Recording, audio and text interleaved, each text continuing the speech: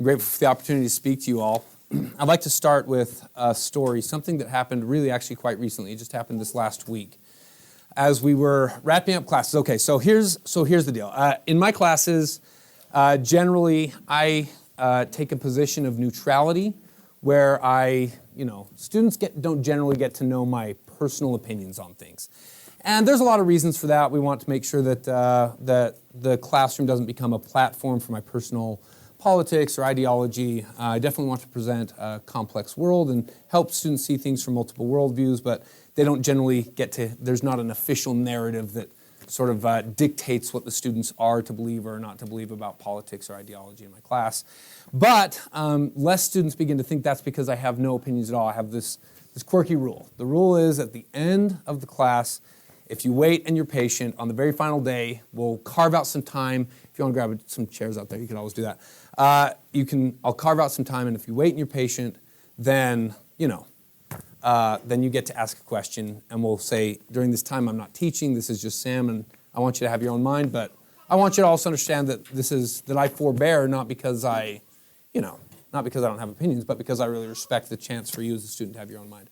So anyway, this last week, we were in the final week of teaching, and students were raising hands, asking things about the discussions that we have in class. They've been wondering all year, well, what was your opinion on that discussion that we had? And then a girl that I've really been paying a lot of attention to all year, she raised her hand, and she asked the question. She said, "This isn't really about your opinion on anything, but I do have a question." And it was really interesting what she had to say. I'll grab those chairs for him. That'd be great. I do have a question. And so she said, "Why do you care?"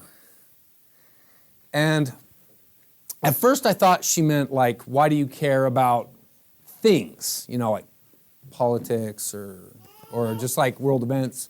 Because that's something we talk about a lot in class, is having sort of the daring to care, to put yourself out there. And really own the fact that as a human being we care about things. But that wasn't actually what she meant. She said, "Why do you care?" And then she was like, "I'm not saying this well. Here's the deal. I've had teachers," and this was so sad, but she said, "I've had teachers tell me to my face that they've given up. They don't care anymore. If I don't care, they don't care. So why do you care?" It was a pretty impactful moment for me. Why do you care? Hearing her talk about that brought me through a lot of moments that I've had as a teacher. Sort of brought me back to earlier times when I'm not sure I ever told a student that they'd given up, so I'd given up. But there had certainly been times when I had been frustrated with students. And there had been times that I had said the same lazy sort of things that parents and teachers and just adults say about teenagers when they get frustrated. I'd said, in my heart, maybe even to some other adults, all these kids, they just don't care. That's just, it just doesn't matter to them. Or they're just looking for an easy way out. This kid, they're just a bully. They're just mean. This kid just has a major procrastination problem. Whatever it is, they just. These sorts of statements that really explain student behavior in terms of student behavior. And then choose the most obvious and the easiest motivation to explain that behavior. That the reason they wanted that behavior is because they just wanted that behavior. It's the sort of thing that adults say about teenagers, and it's also the sort of thing that teenagers say about themselves all the time. And so when she said that, I thought back to some embarrassing moments when I had been that sort of teacher, not someone who had ever said that to a student, but someone who sort of felt that way about students. And I thought about, as I was going to answer her question, which I'll share the answer I gave in a little bit, I thought about sort of the path that had taken me to where I have gotten as a teacher. Now, to lend credibility, I hope you will not feel like I am bragging here, but to lend credibility to the idea that the class, it now works, my class works in ways that it didn't used to. So we opened up registration for my classes this last week. I have 4 beginning debate classes. We have a cap of 22 students in them. The first class was closed in 15 minutes. The next class was closed in half an hour. The next class was closed within 45 minutes. And then the final class was closed within 1 day. At this point, at last count, I have 290 students registered for my classes. And this is the fastest it's ever been. And so again, I'm not trying to say, oh, look at me, I'm so wonderful. But the point is that kids want to come back and kids tell their friends about what's going on in ways that they did not used to. I did not used to retain students this way. In the beginning, I had to scrabble really hard to get kids to come back because there were just so many students that I wasn't serving well as a teacher that I've learned to serve well as a teacher.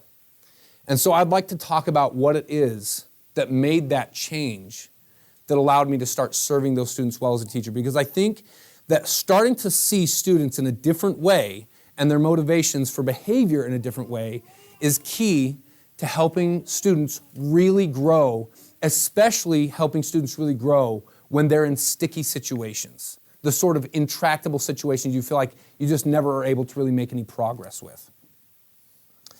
So, I'd like to begin by telling you how I answered that question to my student.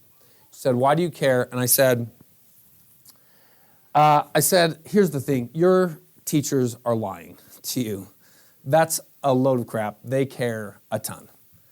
They say they don't care for the same reason that students say they don't care.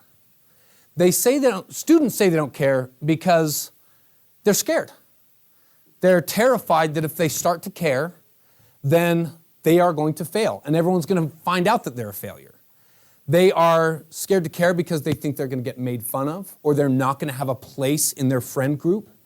They say that they don't care for all sorts of reasons, but the very last reason that they actually say they don't care is not because they don't care. What, you're telling me that there's like some set of students out there that are like human blobs, and they just don't care? They were born with all the human attributes, the potential to grow, and a human mind that assimilates information, and they're just the unique exception that's just like, yeah, I don't even care about life. This is stupid. I have yet to really find that student who really legitimately didn't care. And the reality is her teachers, they were saying it for the same reason, which is ironic, because they were frustrated that she didn't care, and so they did the exact same thing that she didn't. This girl is scared. She's scared that she's not going to have a friend group. I'll tell you a little bit about that a little bit later here. And these teachers are scared that they are failures as teachers.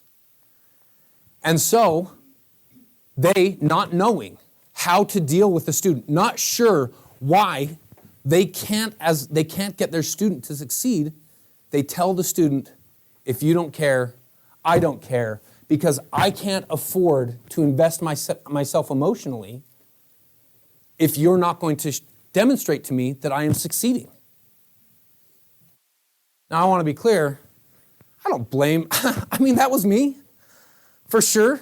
I still am tempted to feel that way, to kind of stamp my foot back, you've got to listen to me, But, so it's not, I'm not trying to drag any teacher in particular. We're all learning in our own way. But the reality is that it's not that they didn't care. The reality is they just didn't see what was going on and they weren't sure what to do about it. So let me tell you what was going on with this student. This student started the year and I thought, oh no, this is a student who's really worried about being cool and does not have great natural aptitude for the thing that we're doing in class. And I thought she's gonna struggle a little bit. And she did. She struggled to kind of get up there and speak in front of people. And, she'd try to stand up and she'd start speaking, and before she had really played out her card, she'd be like, and I'm done, and she'd sit down. But her teacher's assistants that taught with me, they really invested in her. I tried to really invest in her. Tried to really see what was going on. And stuck with her, patient, had some personal conversations with her. And all of a sudden, she started, with her friend group, visibly enjoying class. And doing homework all the time? No. But more than she was, doing better, really growing as a person.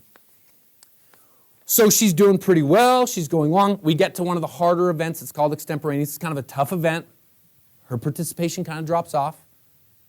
But she still tries in class, She's not doing the homework all that well, but she is trying in class, and she's growing as a person. And for her, the fact that she's still trying is huge.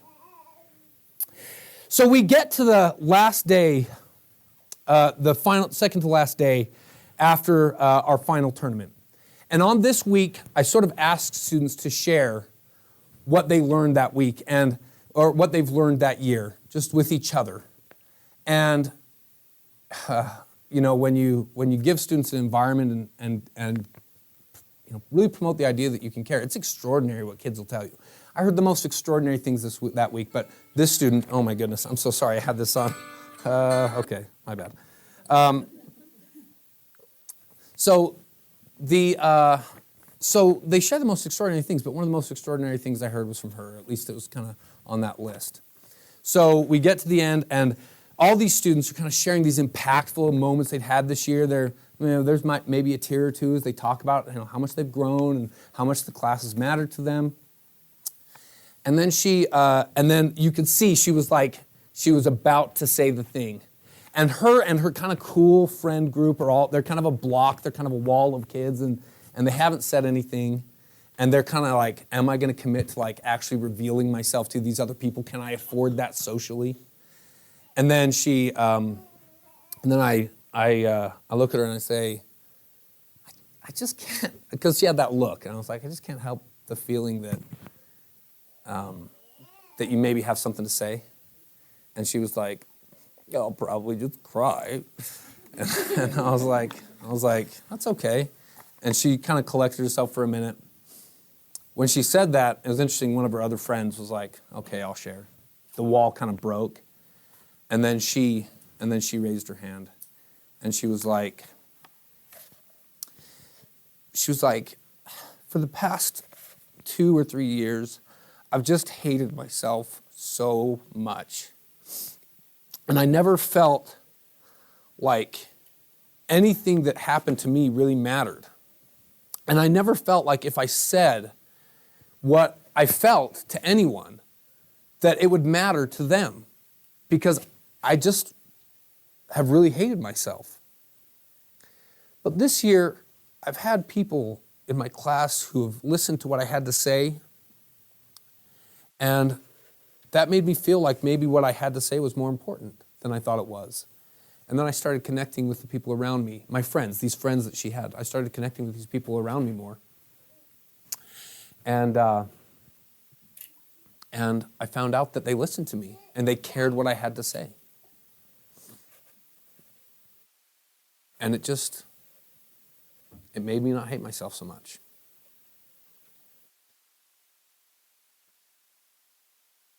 So, and I will tell you that I heard variations on that statement at least a dozen times among all of my students. And there was not a single class that I taught that did not have some variation on that statement. Beginning through elite level, everyone, there was someone in the class that was saying, I just really did not know if I liked myself very much. Thankfully, doing this class helped me to feel better about myself. So I told her, why do I care? I care because some years ago, I stopped seeing lazy kids and dumb kids, procrastinating kids, mean kids, bad kids.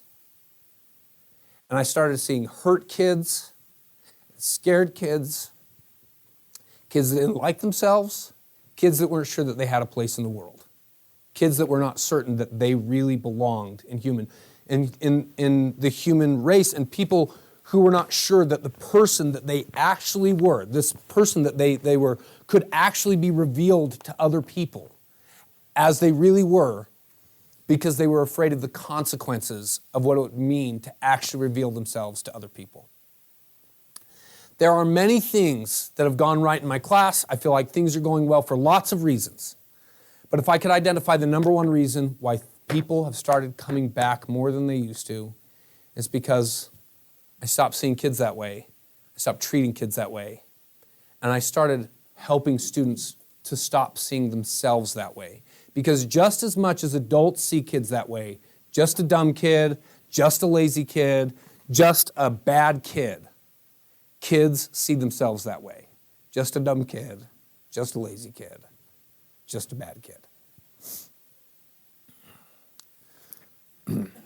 So, this is not just my personal experience. This is, as I went along and started thinking about, how students' beliefs about themselves and the world around them interact with their behavior, and starting to see student belief as the primary motivator and explanation for why students behave the way that they do. Because you could explain it in lots of different ways. But as I started to see their beliefs as the primary motivators of their actions, I started to recognize that there's actually a lot of scientific literature that supports that idea. So there's, I'm not sure how many are familiar with the work of John Hattie, but John Hattie is probably the world's foremost education researcher. He hasn't done any studies himself. What he's done is meta research.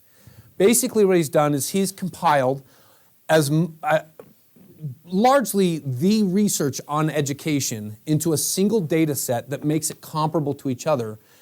It's called MetaX. It's available for free online. It's an incredible resource for understanding the evidence basis of education practices. And then ranks the effects on education from top to bottom. What has the strongest positive effect down to which has the largest negative effect. In the top 20 largest negative effects, I count 10, I think, that directly speak to students' feelings about themselves and the world around them. The number one negative effect on student outcomes is anger, student anger, students who are angry at the world. And if you think about what that says about how they feel about themselves and what they think about others and what makes kids angry, no one cares about me, I'm not safe, those sorts of things, you can see how those beliefs manifest in their behavior. That kid that is really intractable, that kid that is really struggling, that's having such a hard time, is there a chance that that is not a bad kid? It's a mad kid. Because they don't understand how to deal with their world. Second biggest negative effect is maltreatment of children, abuse of some sort. Physical, sexual, any type of abuse that a child might have, that has the second strongest negative effect on student outcomes. Long-term illness, which you might see as sort of like and it probably has a direct causation where you're ill and so you miss class and so you don't do as well. But my experience has been that kids who deal with long-term illness also deal with very serious problems with concepts of self-worth. That they see their value in their ability to produce, and they cannot get around the fact that they can't produce like other kids can. And that they have to deal with the life that other kids have to deal with, don't have to deal with. Anxiety, mobility. Kids who move from place to place and class to class and don't have any stability. And thinking about how important stability is to our frame of mind and how difficult it is for teenagers to feel like they belong when they don't have a stable friend group. Corporal punishment at home, depression, bullying, students feeling disliked. Here's a really interesting one. One of the only things that a school can do, most things that schools do have some positive effect on students. It may not be a large one, but one of the only things that a school can do to actually harm a child's outcomes is retention, to hold them back a grade. And you think about what that says to a child. You were so bad that you had to be held back a grade. What is worse for a child's outcome? To feel like they are incompetent and to deeply believe that about themselves, or to be dealing with some content that they don't really understand all that well. It's pretty clear. It's to believe that you are incompetent. That's what really matters. So in my own case, I only ever have students stay back if that is what the student wants. If the student expresses that desire, I never, ever hold kids back. Even if in the next class, it's going to be kind of tough, because that's better for them than overall feeling like their teacher didn't trust their ability to grow. That's what the education research says, that student beliefs, when students deal with difficult beliefs, they have a really hard time with their outcomes. And that ends up, the sorts of student beliefs that, that end up really giving them difficulty that I've dealt with are beliefs like, here's one that I get all the time. And as I name these ones that I've had exposure to, I want you to think some of these are due to circumstance, Some of them it's based on what's going on in the child's life. Some of it's based on the brain chemistry of being a teenager. Those beliefs are sort of inevitably something that they're going to have to wrangle. But I want you to think about any of these that may be caused by the adults in their life. Because I'm certain I did my biggest regrets are that as a young teacher, I certainly caused some students to believe some things about themselves that I regret deeply. So here's one of the most common ones I see. Students fear themselves. They think that if they got what they wanted, they would lie in bed all day, play video games, and eat a steady diet of 3 meals of Skittles a day. And that's what they really think that they would do, because they think that they are basically lazy and basically do not want good things. Students tell me this all the time. I say, have you ever I'll say to students, have you ever just thought, what would it be like if you did what you wanted to do? And they'd be like, that'd be terrible. I would ruin my life. On a more sinister note, what they're really saying is, if I don't hate myself, then who's going to hate me enough to get me to work? That's a tough thing to deal with. It creates a terrible cycle, because it turns out that hating yourself takes a lot of mental energy.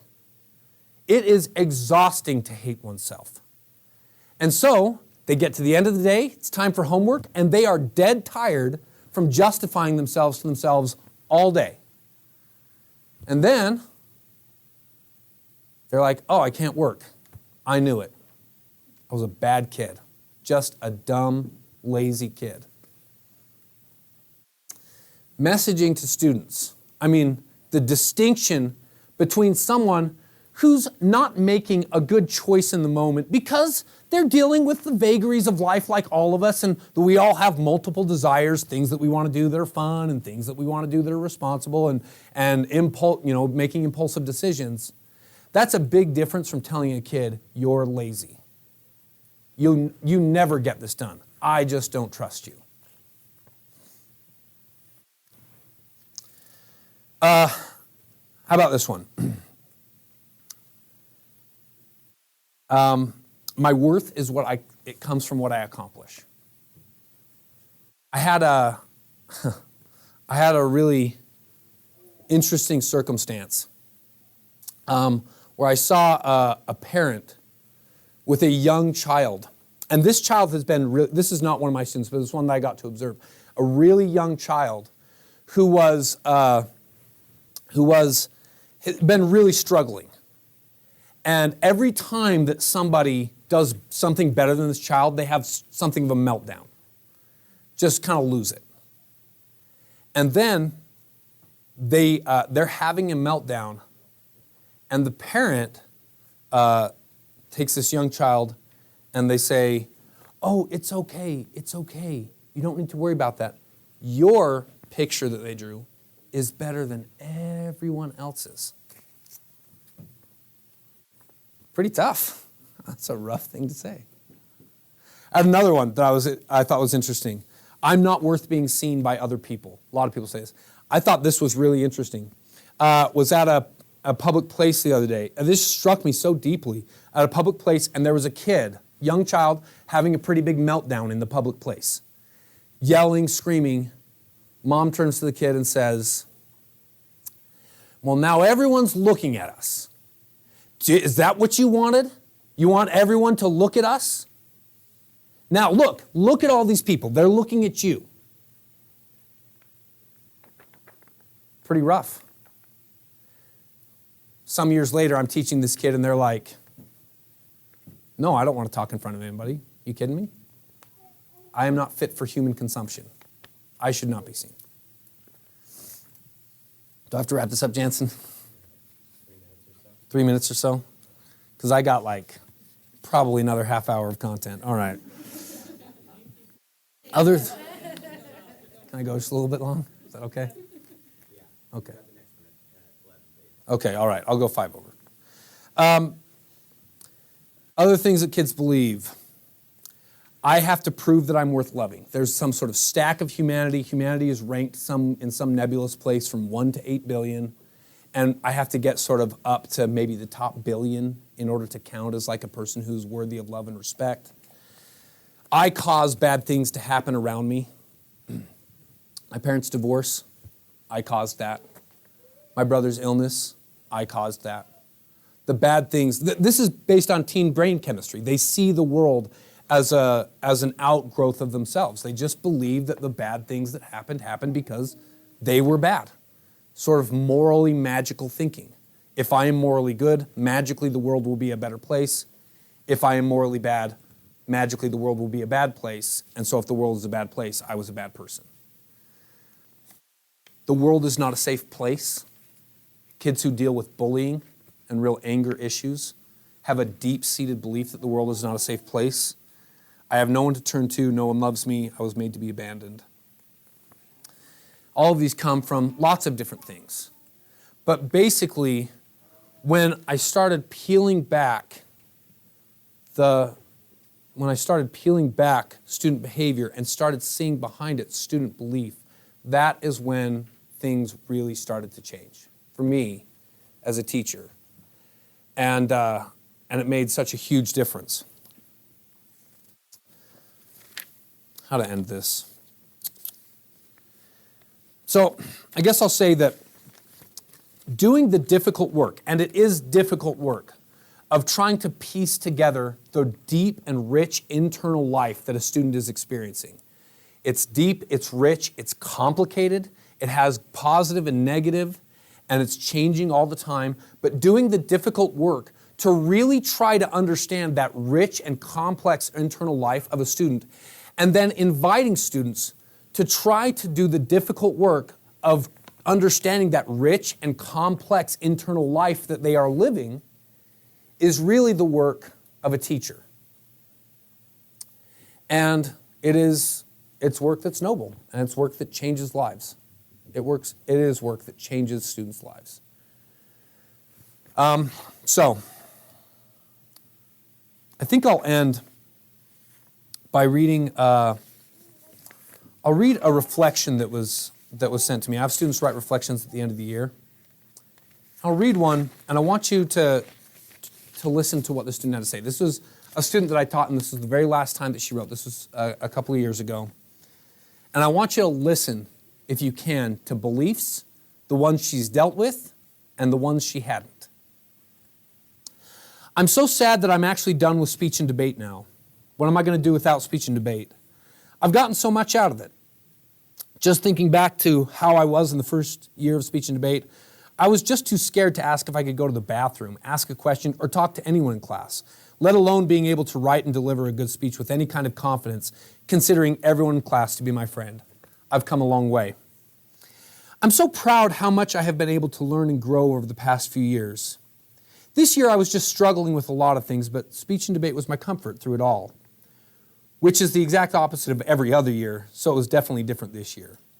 Speech and debate kept me at least somewhat sane through my last year of high school, and that would be worth it all by itself. But it's kind of crazy how much I've gotten out of this year. I don't even know what changed, but I used to feel like I didn't want to be myself. I feel valuable, and I just feel good about myself. This year I learned that the more I was myself when I was speaking, the better I did, which was surprising to me, because when I started, I thought the opposite was true. I just want to read that one more time. This year I learned that the more I was myself when speaking, the better I did, which was surprising, because when I started, I thought the opposite was true.